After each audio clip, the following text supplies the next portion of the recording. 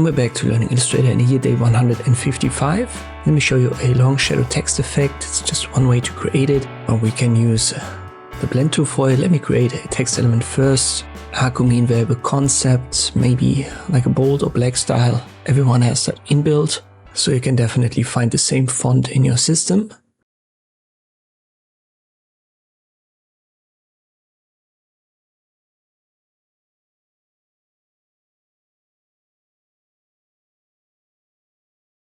Hold Alt and drag a copy out of it. Let me give that a different color, and you can see this one's on top. You want to have the one that's on top position at the top left, and the other one put it to the bottom right. So something like this.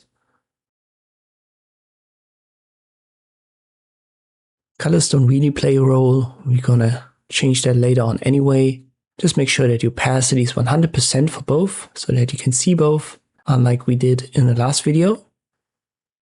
And let me make both of them have a black color for now, so that you can see that the color doesn't really matter.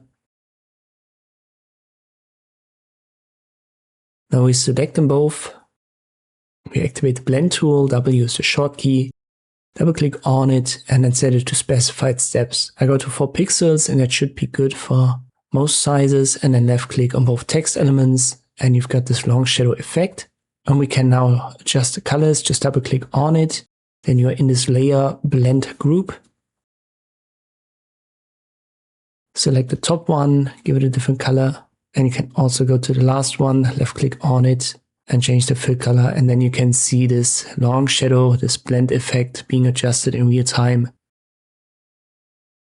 And I think that's a better way to adjust the colors.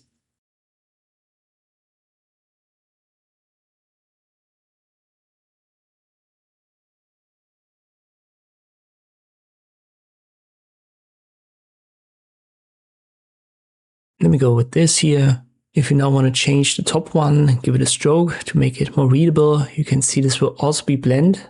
That's usually not what you want.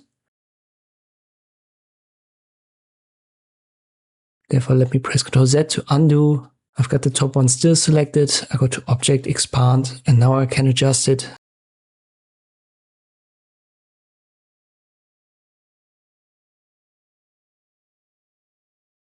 So I can give it a stroke and let me make that a bit thicker. And now the readability is way better.